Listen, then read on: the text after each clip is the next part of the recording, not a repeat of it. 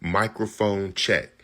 Tariq Nasheed's hip-hop documentary has sparked discourse and conversation all across the hip-hop community about the origin, not the creators of hip-hop. We know where it came from. This is New York City's baby. I did not know this was going to be this volatile, but it is. The creators of hip-hop. Tariq Nasheed's documentary with the founding members, creators of hip-hop that he has there doing his research says that what they call foundational Black Americans created hip-hop, and it has created a rift across the hip-hop community because, like I said, there's other groups of people that have been a part of hip-hop, primarily in New York City, the Puerto Rican community, Jamaicans, West Indians, and they feel that that Tariq Nasheed's documentary is not true. But the research is there. I tell people, if you want to know the history of hip-hop, go to Combat Jack, go to iTunes. You can still look up Combat Jack's podcast. Rest in peace to Reggie Osakes, Combat Jack. He interviewed everyone from hip-hop from the very, very beginning all the way up until he passed away in 2017. He interviewed Kool Herc. He interviewed Coke LaRock. He interviewed all those early people. He interviewed the people who discussed the blackout of 1977 in New York City, which they said which sparked a lot of the new quote-unquote record labels. All my New Yorkers, old school New Yorkers who knew about the blackout of 1977. And magically, all this equipment started appearing in the ghetto. But again, no disrespect to KRS-One, no disrespect to Lord Jamar. Both of them are pioneers, trailblazers in the hip-hop culture.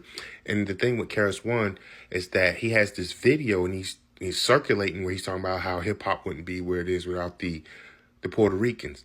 I feel personally, just based on my own personal research, they were there to engage, participate, and add on, but they did not create hip-hop at all. That is a solely Black American creation. And it comes from KRS-One, who we call our teacher, so it sounds credible. And this is creating a rift. And then Lord Jamar, who's actually in Microphone Check, says this is not true. And I just go back to pure documentation. When Kool Herc had his first quote-unquote hip-hop party, I think it was 1973, KRS-One was 8 years old. So the whole myth of everyone saying he was there from the beginning is not true.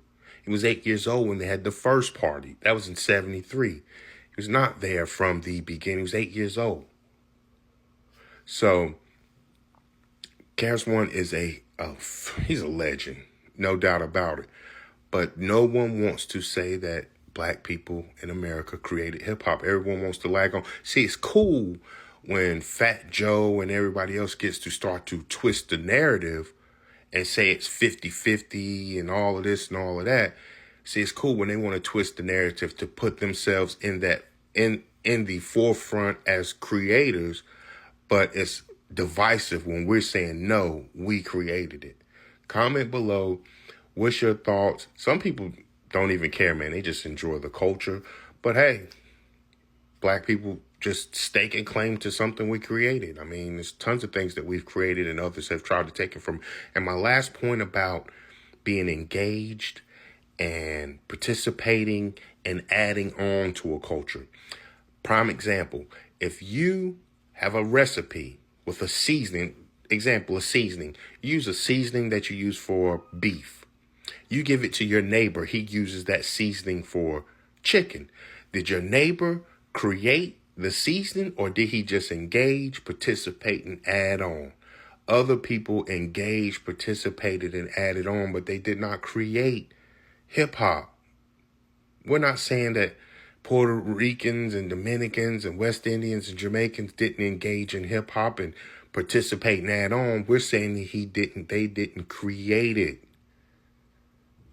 That's just like saying Bill Russell created basketball because he has 11 rings. James Naismith created basketball.